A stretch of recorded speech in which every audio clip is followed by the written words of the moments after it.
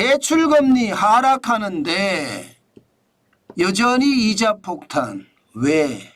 대출금리가 왜 하락할까요? 요즘 세계적인 추세가 하락합니다. 왜 하락하느냐? 기본적으로 코픽스가 8월에 3.36%로 굉장히 많이 떨어졌습니다. 7월에 3.42%에서 3.36%까지 떨어졌으니까 0.06%포인트가 빠진 거잖아요. 그만큼 자금을 조달하는 비용이 줄어들었다는 거예요. 쉽게 말하면 채권 시장에 뭐 5년물 은행채 금리든 10년물 은행채 금리가 떨어졌다는 이야기입니다.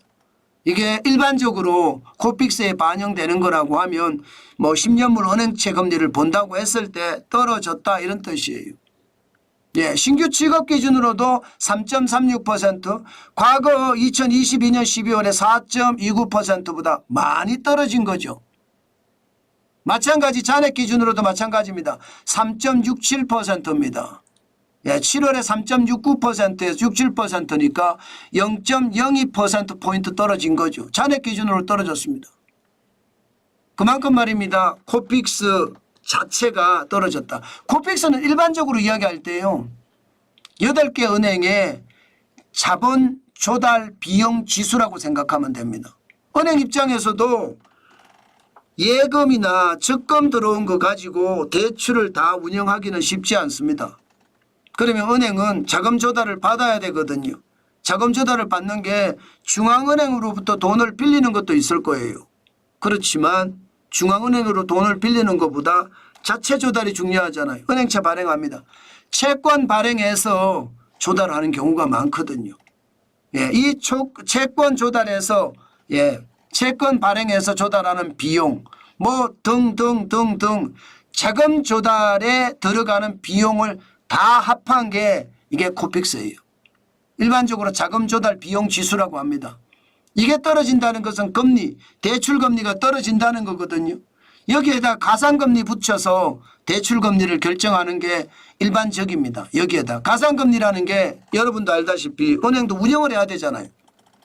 인건비도 줘야 되고 사무실도 얻어야 되고 사무실 비용도 내야 되고 종이서 사도 써야 되고 뭐 볼펜도 사서 써야 되고 컴퓨터도 써야 되고 이게 이제 비용이에요. 이 가상금리, 이 비용을 가상금리에 포함을 시키는 거거든요. 그리고 나면 대출금리가 되는데 이 대출금리가 아이고 참 미치겠습니다. 왜 미치느냐? 지 마음대로예요. 지 마음대로. 시장의 흐름을 닮아가지를 못해요.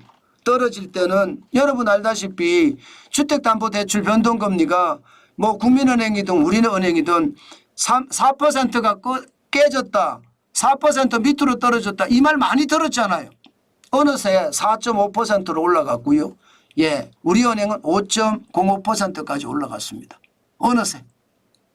참 이런 것을 보면 이게 말이 안 되는 거죠. 시장이 정부의 한마디 그것도 금융감독 원장의 한마디에 따라서 이게 확 변한다는 이게 말이 됩니까 이게. 자유민주주의와 시장경제가 기치인데 여기다 관여를 하니까 이렇게 문제가 돼요. 내가 시장은 여러분 수요자와 공급자가 왕이에요. 그런데 이복형 금융감독원장이 내가 왕이야 내가 결정할 거야 하면서 시장에 들어가니까 대출 시장에 왜곡이 엄청나게 일어난 거죠. 지금 상단은요 국민은행은 5.9%예요. 우리은행은 6.28%고요. 코픽스 금리는 3.36%로 계속 떨어지는데 주택담보대출 금리는 오히려 올라갑니다. 세상에나 뭐 이런 일이 있습니까? 그죠? 지금 사실 가계대출을 보면 사실 무서워요. 주택담보대출 금리는 가중평균금리가 7월까지 3.50%거든요. 금리가. 그러나 8월이 되면 달라질 겁니다. 9월이 되면 또 달라질 거고요. 이게 저는 미친 금리라고 생각하거든요. 시장의 어떤 분위기를 따라가지 않으니까. 지 멋대로 가니까. 주택담보대출 가중평균금리가 2020년 10월에 4.82%거든요.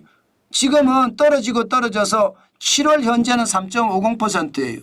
근데 8월은 어떻게 될까요? 신용대출은 또 어떻게 될까요? 8월이.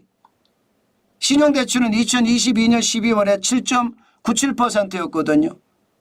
올해 7월에는 5.78%로 5%대로 떨어졌습니다. 8월은 어떻게 될까요? 그러면 가계대출은 전체적으로는 어떻게 될까요? 7월에 4.06%예요.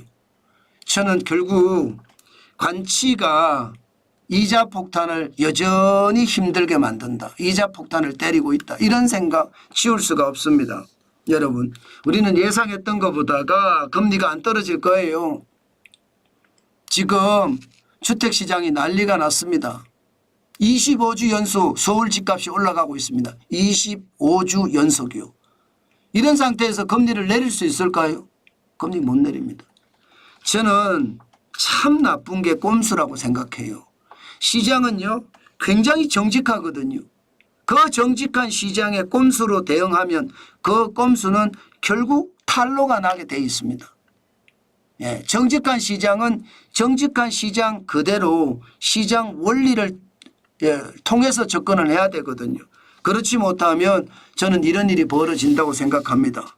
아니 금리가 떨어지는데 대출받은 이자는 안 떨어진다고 하니 이것은 도대체 어쩐 일이야 이런 생각이 들잖아요. 제가 여러분들에게 장기 저성장이 오래 간다고 말씀을 드렸죠. 바로 그게 이자 때문이거든요. 이자가 높으니까 돈 못 쓰는 거거든요. 이자가 높은 이유를 따져보면 물가가 높기 때문에 이자가 높은 거예요. 그러니까 고금리 고물가, 고물가 고금리는 함께 간다는 뜻이죠. 결국 고금리 고물가가 우리의 삶을 옥죄는 거고 우리의 삶은 소비로 이어지지 않는다는 거예요. 그래서 제가 장기 저성장 오래 간다고 말씀을 드렸는데 지금 그 트랩에 빠진 것은 아닌가 저는 솔직히 좀 걱정은 해봅니다. 시장은 앞으로도 한동안 말입니다. 적어도 미국이 금리를 계속 내려도 우리는 이자 폭탄에서 헤어나기가 쉽지 않을 거다. 그 말씀 오늘도 강조해서 드리겠습니다. 때문에 여러분 우리는요 너무 성급하게 뭘 움직이지 말아야 돼요. 너무 성급하게. 시장이 금방 바뀔 것처럼 이야기하지만 그거는 해외 시장일 수도 있고요. 미국 시장일 수도 있습니다. 우리 시장은 금방 바뀌는 게 힘들 수도 있어요.